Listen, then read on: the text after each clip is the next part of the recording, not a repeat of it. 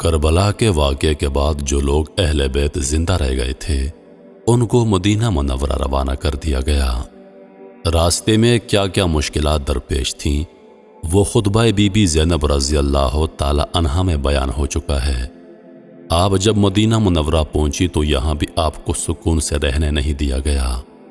قاتل حسین کو یہ ڈر تھا کہ مدینہ میں رہ کر بی بی زینب رضی اللہ عنہا ہمارے لیے خطرہ بن سکتی ہیں اور ہماری حکومت کے خلاف بغاوت کر سکتی ہیں، لہٰذا آپ کو طرح طرح کے بہانوں سے تنگ کیا جانے لگا اور مدینہ چھوڑنے کی دھمکیاں دی گئیں۔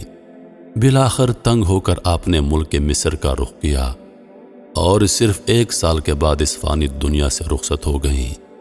ناظرین، اب بات کرتے ہیں ابن زیاد اور یزید کا انجام کیا ہوا، کربلا کے بعد کیا ہوا۔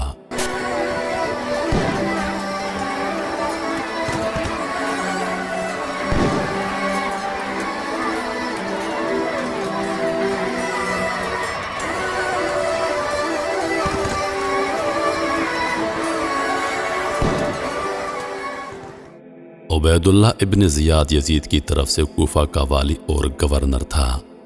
اسی بدنہاد کے حکم سے حضرت امام حسین اور اہل بیت علیہ السلام کو یہ تمام ایذائیں پہنچائی گئیں۔ یہی ابن زیاد موصل میں 30,000 فوج کے ساتھ اترا۔ مختار نے ابراہیم بن مالک اشتر کو اس کے مقابلے کے لیے ایک فوج لے کر بھیجا۔ موصل سے 15 کوس کے فاصلے پر دریائے فرات کے کنارے دونوں لشکروں میں مقابلہ ہوا اور صبح سے شام تک خوب جنگ رہی۔ جب دن ختم ہونے والا تھا اور آفتاب قریب غروب تھا، اس وقت ابراہیم کی فوج غالب آ گئی۔ ابن زیاد کو شکست ہوئی، اس کے ہمراہی بھاگے۔ ابراہیم نے حکم دیا کہ فوج مخالف میں سے جو ہاتھ آئے اس کو زندہ مت چھوڑا جائے، چنانچہ بہت سے ہلاک کیے گئے۔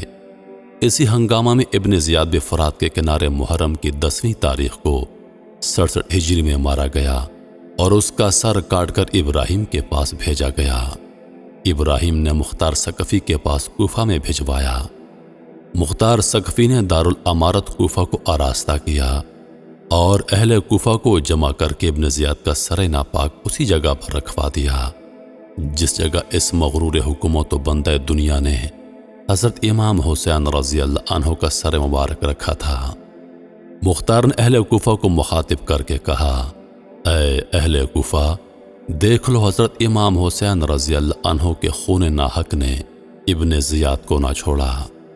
آج اس نامراد کا سر اس ذلت و رسوائی کے ساتھ یہاں رکھا ہوا ہے۔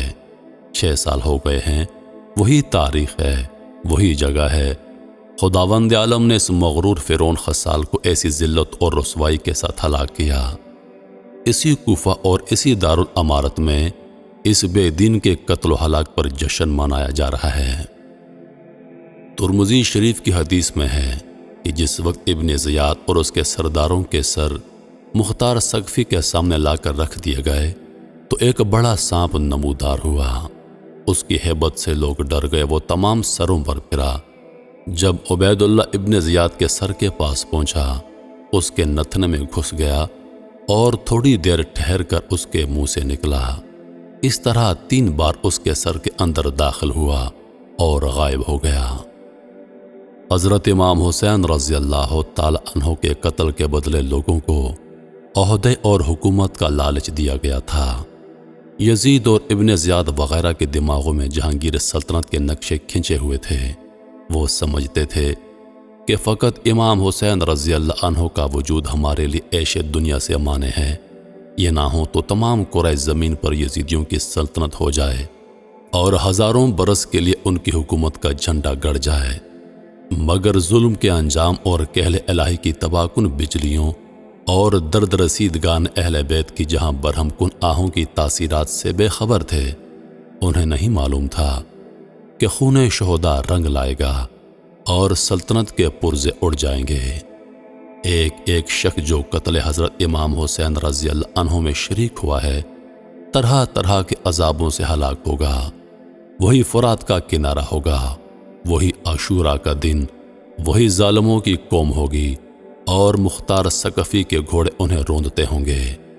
ان کی جماعتوں کی کثرت ان کے کام نہ آئے گی، ان کے ہاتھ کاٹ دیے جائیں گے، گھر لوٹ لیے جائیں گے، سلیاں دی جائیں گی، لاشیں سڑیں گی، دنیا میں ہر شخص تف تف کرے گا۔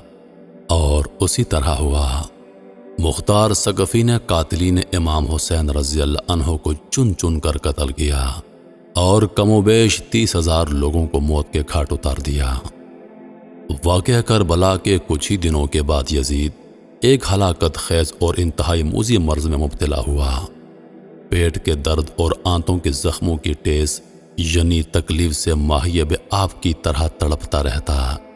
حمص میں جب اسے اپنی موت کا یقین ہو گیا تو اپنے بڑے لڑکے معاویہ بن یزید کو بستر مرگ پر بلایا اور امور سلطنت کے بارے میں کچھ کہنا ہی چاہتا تھا کہ بے ساختہ بیٹے کے منہ سے چیخ نکلی اور نہایت ذلت و حقارت کے ساتھ یہ کہتے ہوئے باپ کی پیشکش کو ٹھکرا دیا کہ جس تاج و تخت پر آل رسول کے خون کے دھبے ہیں میں اسے ہرگز قبول نہیں کر سکتا۔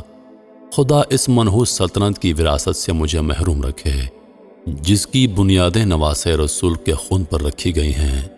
یزید اپنے بیٹے کے منہ سے یہ الفاظ سن کر تڑپ گیا اور شدت رنج و الم سے بستر پر پاؤں پٹکنے لگا۔ موت سے کچھ دن پہلے یزید کی آنتیں سڑ گئیں اور اس میں کیڑے پڑ گئے۔ تکلیف کی شدت سے چیختا تھا۔ پانی کا قطرہ حلق سے نیچے اترنے کے بعد نشتر کی طرح چبھنے لگتا تھا۔ عجیب قہر الہی کی مار تھی۔ پانی کے بغیر بھی تڑپتا تھا اور پانی پا کر بھی چیختا تھا۔ بالآخر اسی درد کی شدت سے تڑپ تڑپ کر اس کی جان نکلی۔ تو محترم ناظرین، یہ تھے کربلا کے بعد کے واقعات۔ امید کرتا ہوں کہ ویڈیو آپ دوستوں کو پسند آئی ہوگی۔ سانسوں نے وفا کی تو اگلی بار ایک اور ویڈیو لے کر آپ کی خدمت میں حاضر ہوں گا۔